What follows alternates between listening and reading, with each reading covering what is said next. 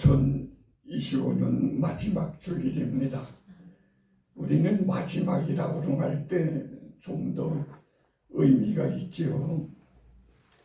은혜는 돌의 색이고 원수는 물의 색이라고 하는 말이 있습니다.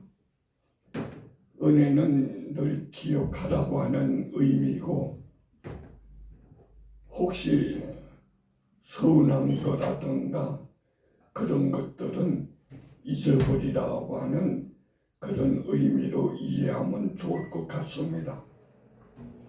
성경에 보면 엘리 제사장 시대에 어려움이 있었고,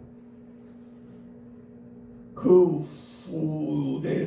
후대 제사장으로 사무엘이 섬기게 되었는데, 사무엘 시대에도 그 어려움이 계속되었습니다.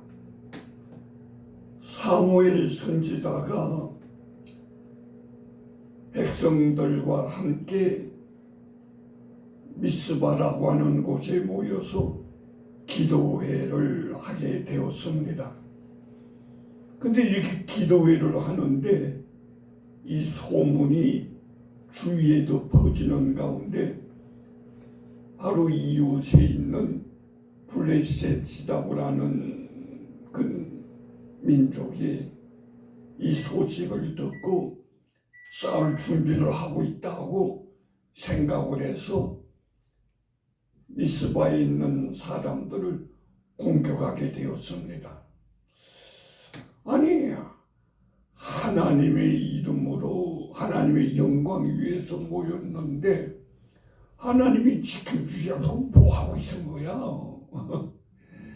그러면서 서운하게 생각할 수도 있겠습니다만, 어쨌든 싸움이 시작되어져서 이스라엘 백성과 블레셋 사람과 싸우게 되었는데 하나님의 도움이 있었습니다. 이상스럽게 우박이 내리면서 블레셋 군인들을 어지럽게 하고 결국 이스라엘 군인이 이기게 되어서, 군인이 이기게 되면은 민족이 살 길이 열리게 됩니다. 그래서 이스라엘 백성들이 너무 고마워서 돌을 세워서 그 돌의 이름을 에벤 에셀이라고 불렀습니다. 에벤이라고 하는 것은 돌이라고 하는 의미고, 에셀이라고 하는 것은 도움이라고 하는 그런 의미입니다. 그래서 결국은 도움의 돌을 세우게 되었다고 하는 이야기가 여기 성경 사무엘상 제7장에 기록되어 있는 이야기입니다. 그 성경은 그렇고 우리들은 어떤가? 우리들의 삶을 회상해 봅니다. 좋은 일만 있었는가? 나쁜 일만 있었는가? 그렇진 않습니다. 좋은 일도 있었고 괴로운 일들도 있었습니다. 세상을 1년 지나는 동안에 이러한 일들은 모든 사람에게 다 똑같이 일어난 일들이라고 생각되어집니다. 근데 잘못이 생각나면은 회개를 해야 되는 것입니다. 그 잘못을 느낀다고 하는 것 자체가 회개할 수 있는 기회를 주는 건데, 그 은혜를 못 받는 사람은 이걸 못 느껴. 잘못을 느끼면 고칠 수 있는데 못 느끼니까 못 고쳐. 아, 내가 잘못했구나. 그걸 느낀다고 하는 것이 이게 은혜입니다. 잘못이 생각나는 것이 은혜. 은혜를 못 받은 자들은 잘못을 모릅니다. 모르니까 깨우쳐 줘야 되겠구나. 이렇게 해서 잘못됐잖아. 그러면 깨우쳐 주면은 이해를 하느냐면 이해하는 게 아니라 핑계를 대. 그렇게 될 수밖에 없었습니다는 이유를 대. 성경에서 이런 것들은 참 많이 보여주고 있어. 하나님이 아담과 하와에게 선악과를 먹지 말라고 그러는데 나 먹었어. 하나님이 무슨 먹었느냐? 그럼 아이고 하나님 잘못했어요. 그러고 회개될 텐데 회개를 안 해. 하나님이 만들어주신 그 여자가 나보고 먹으라고 해서 그래서 먹은 거예요. 여자에게 물어봅니다. 먹었느냐? 뱀이 그게 먹으라고 해서 먹었어요. 근데 재미있는 것은 하나님이 뱀에게는 말을 안 해. 하나님은 상대를 누구로 상대하냐? 사람은 상대로 하는데 짐승들은 상대로 하니. 뱀에게 누구에 먹으라고 그랬냐? 그런 말이 없어. 그렇구나. 상대에 따라서 대화를 하시는 분이 하나님이. 근데 그것이 오늘날 우리들에게도 똑같습니다. 은혜 받아야 회개한다. 깨우쳐 주면은 회개하겠지. 절대로 회개 안 합니다. 아니라고 그러던가 핑계를 대. 참 이상하지. 똑같이 지금도 나타나고 있어요. 근데 은혜 받으면 지적을 안 해도 회개를 해요. 왜? 하나님이 은혜를 주셨기에 그 은혜 가운데 회개를 하는 것.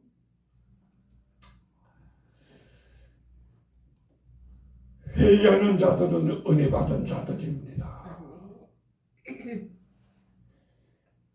교회에서 똑같은 기도의 시간에 막 울면서 회개하는 사람들, 그 주위에서 보면 알아. 은혜 받고 있구나. 은혜 받은 사람 알아. 은혜 못 받은 사람 저거 미쳤나? 왜 교회 와서 저렇게 울고 난리야. 자기 못 받았어요. 몰라. 오늘날도 똑같습니다. 회개하면서 산 사람들을 생각해 봅니다. 다윗이 회개한 것이 성경에 기록되어 있는 가운데 시편 제6편에 보면 그렇게 이런 말이 기록됐습니다. 내가 탄식함으로 피곤하여 밤마다 눈물로 내 침상을 띄우며 내 요를 적시나이다. 눈물로. 다윗은 왕인데 누가 다윗을 괴롭힙니까? 하나님께서 은혜를 주시니까 눈물로 밤마다 울으라고 해서 우는 거 아니에요. 은혜 주셔야 옵니다. 은혜 주시는데 왜 울지? 그 은혜 표현이야. 어떤 사람이 찬송을 부릅니다. 똑같이 찬송을 부르는데 어떤 사람은 그 찬송을 부르면서 가슴이 벅차오르면서 그 벅찬 가슴을 억누를 게 없어서 울면서 찬송을 부르는 사람이 있어. 곡이나 제대로 맞추지 왜 울고 난리야. 그렇게 생각되어지기도 하지만 은혜. 은혜를 받는 사람, 받은 것을 표현하는 것이 눈물이로구나. 찬송가를 부르면서 우는 사람들은 그 찬송가를 통해서 은혜를 받는 것이고,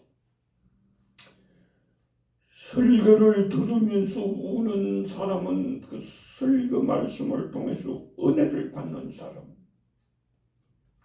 하나님이 은혜를 주셔야 운다고 하는 사실. 베드로의 회개를 생각해 봅니다. 누가복음 22장 62절 이하에 보면 그런 말이 기록합니다. 밖에 나가서 심히 통곡하니라. 심히 통곡하느라.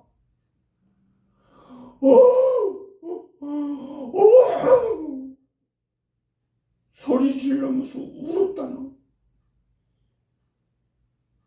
베드로의 회개입니다.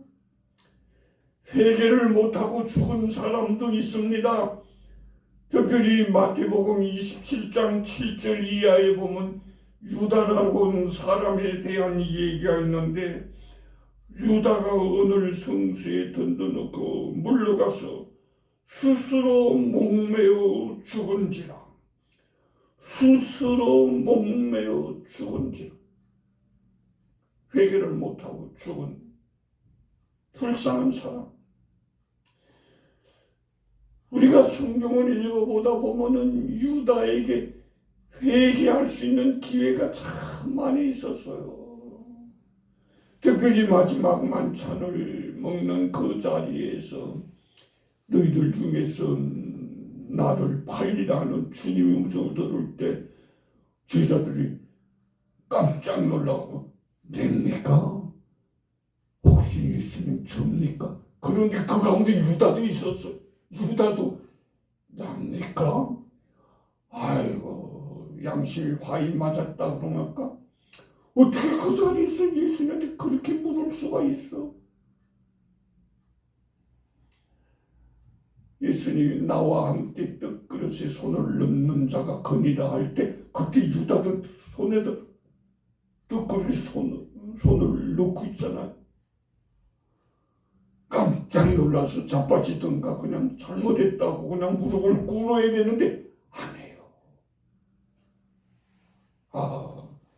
주님이 몇 번의 기회를 주었는데도 그렇게 안 하는구나. 은혜 받아야 회개하는 것이. 어떤 사람이 베드로 회개하는 것을 이렇게 그림으로 그린 것을 봅니다. 닭 울기 전에 내가 3번 나를 부인하라는 것이 생각나서 닭을 보면서 베드로가 울고 밖에 나가서 이빨을 내는 보이면서 우는 그런 모습의 그림입니다. 유다는 어떻습니까? 돈을 받았어요. 그러나 돈을 쓰지도 못하고 목매어 죽었어요.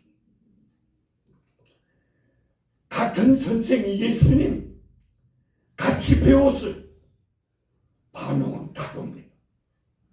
이야, 이렇게 다를 수가 있나? 같이 배웠는데 같은 선생한테서 오늘날도 똑같습니다. 같은 성경을 보는데 같은 그 예배를 드리는데 달라요. 똑같은 거 아닙니다.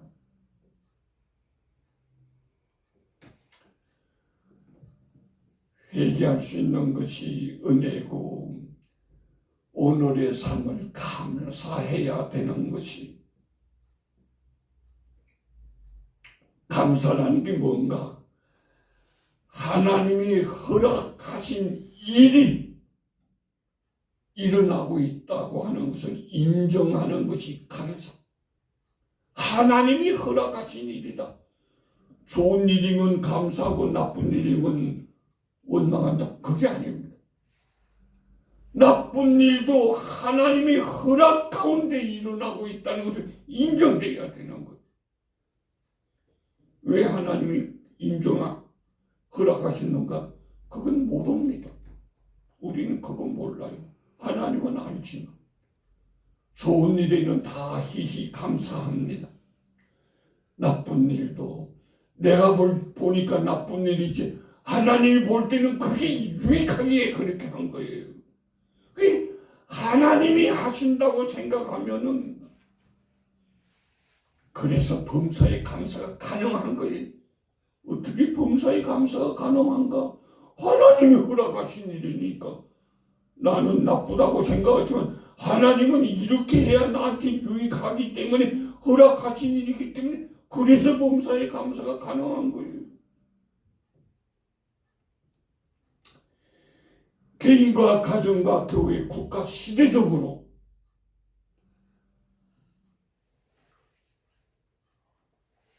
하나님이 허락하신 일들이다. 항상 감사. 모든 것이 하나님의 은혜라고 말할 수 있으면 감사할 수 있고, 하나님을 빼고 무엇 때문이다, 누구 때문이다, 그러게 되면 원망이 나오는 거예요. 누구에게나 똑같습니다. 오늘날도 똑같습니다. 하나님을 생각하면은 감사. 사람을 생각한다든가 나의 유익과 손해를 생각하게 되면 원망. 오늘날도 똑같이 일어나고 있어. 하나님 중심의 감사는 범사의 감사. 범사. 나한테 유익하면 감사하고 손해나면 원망. 그게 아니에요. 범사예요. 하나님은 손해나게 이끌진 않고는 우리한테 유익이 되도록 이끄는데 우리가 이해를 못하는 것뿐이라. 범사에 감사해.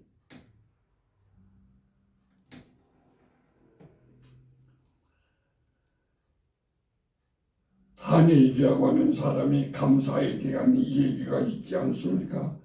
다니엘 제6장 10절에 보면 다니엘이 이 조세의 왕의 도장이 찍혀서 알고도 자기 집에 돌아가서는 윗방에 올라가 예루살렘으로 향한 창문을 열고 전에하던 대로 하루 3번씩 무릎을 꿇고 거의 하나님께 감사하였더라. 환경은 보면 감사할 수 없는 환경입니다. 자기 죽을 수밖에 없는 환경인데 어떻게 감사하는가? 하나님은 나쁜 환경인데도 불구하고 하나님을 믿는 사람들은 감사할 수가 있다.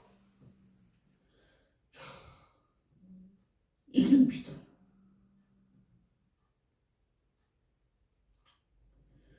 문제를 보는 자는 염려를 하고 하나님을 바라보는 자는 감사를. 하나님을 바라보는가 문제를 바라보는가. 하나님을 바라보면 감사해야 되는. 데살로니가전서 5장 18절에 보면 그런 말이 기록되어 있습니다. 범사에 감사하라. 이것이 그리스도 예수 안에서 너희를 향하신 하나님의 뜻입니다. 하나님의 뜻을 알고 싶다. 간단하게 설명해 주고 있잖아요. 감사하라. 하나님의 뜻이다. 하만이라고 하는 사람이 에스더스에 기록되는데 그 사람은 자기를 자랑하다가 불행한 인생을 마쳤어. 하나님을 모르면 자기를 자랑하게 됩니다. 내가 했다. 내가 한 거 아니에요. 하나님이 주신 하나님의 은혜. 거기 잘못했다. 거기 못했다. 거기 못했다가 아니에요. 하나님이 그렇게 해서 나를 테스트하나 봐.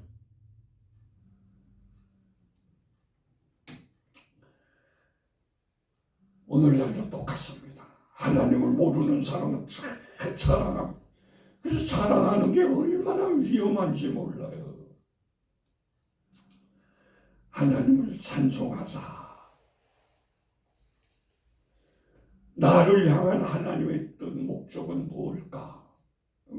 생각을 해보세요. 여러분, 개개인을 향한 하나님의 뜻은 뭘까? 하나님은 뭘 원할까? 내가 어떻게 살고 뭘 하기를 원할까? 그 목적이 있어요. 뜻이 있어요. 내가 이 일을 하는데 이거 하나님이 원하는 것인가? 생각해 봐야 돼. 하나님 원하지 않지만 나는 원해. 그래서 해. 그건 잘못한. 하나님이 원하나 나는 하고 싶어. 근데 하나님 원하지 않아. 중단해야 됩니다. 하나님. 세상에서 하나님을 바라보며 살 때에 천국에서 하나님과 함께 살 수가 있지. 세상에서 하나님 바라보지 않고 나만 위해서 살다가 천국에 어떻게 가겠어?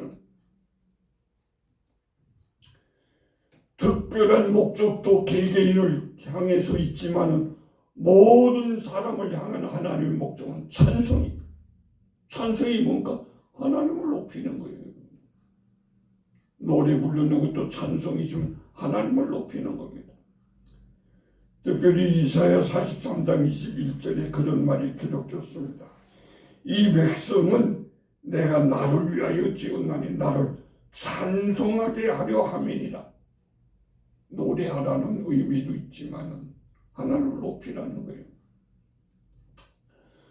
성도는 염려, 불평하는 사람이 아니라 하나님을 찬송하는 사람입니다. 찬송하며 산 사람, 특별히 사도행전 16장 25절에 보면 바울과 실라가 한밤중에 바울과 실라가 기도하고 하나님을 찬송하며 죄수들이 듣더라. 환경은 찬송할 환경 아닙니다. 얻어맞았는데 억울한 일을 당했는데 분통이 나서 정말 벽을 치든가 땅바닥을 쳐야 될 형편인데 그런 환경인데 그렇게 하지 않습니다. 하나님을 찬송했다. 여러분, 믿음은 환경을 초월해서 찬송을, 환경을 초월한다. 모두 매일 찬송을 하도록 합시다. 찬송하기 어려우면 찬송을 듣는 것이 얼마나 좋은 시대. 핸드폰이 있으면 다 찬송가를 들을 수 있으니 찬송하면 기적을 체험할 수도 있습니다. 꼭 일어난다는 건 아니에요. 체험할 수도 있다. 2025년도의 삶을 회상해 봅시다. 낚시꾼의 삶이 있습니다. 낚시꾼, 물고기를 잡으려고 낚싯대를 넣고 이놈의 고기를 낚으려고 기다리고 있습니다. 빨리 낚을 수 있지만 못 낚을 수도 있어. 자석의 삶을 사는 사람도 있어. 그저 사람들이 줄줄 따라다녀. 자석이. 사람들을 따라갑니까? 사람들이 나를 따라옵니까? 내가 예수 믿자고 말을 해도 안 믿습니까? 믿자고 말을 안 하는데 혹시 제가 교회 나가도 될까요? 혹시 같이 예수 믿어도 될까요? 그럼 따라 나오는 사람인가? 달라요.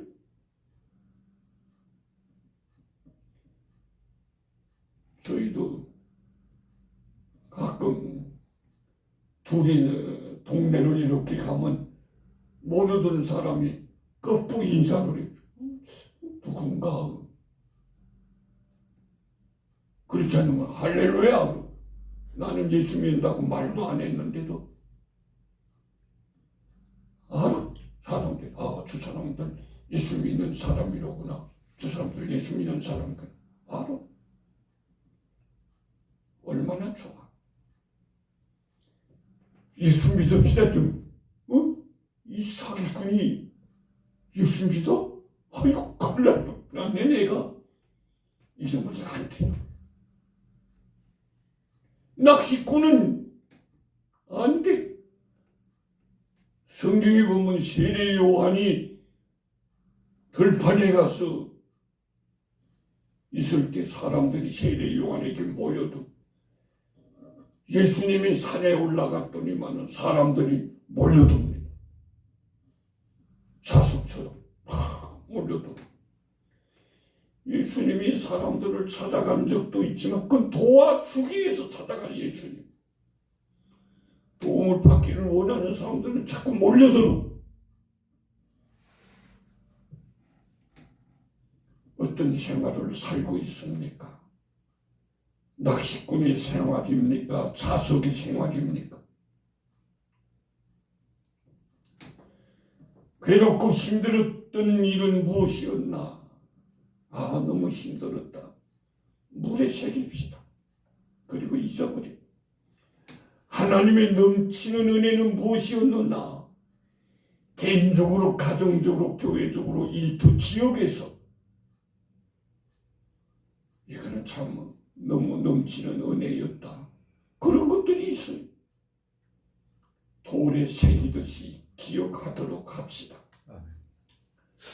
2025년도 지난 날을 회상해 보면서 기억나는 잘못들은 회개하고 하나님 인도하였음에 감사하며 찬송하며 에벤에셀이 기념의 돌을 세우는 그런 날들이 되시길 바랍니다. 아멘. 찬송가 301장 지금까지 지내온 것 수시로 드시고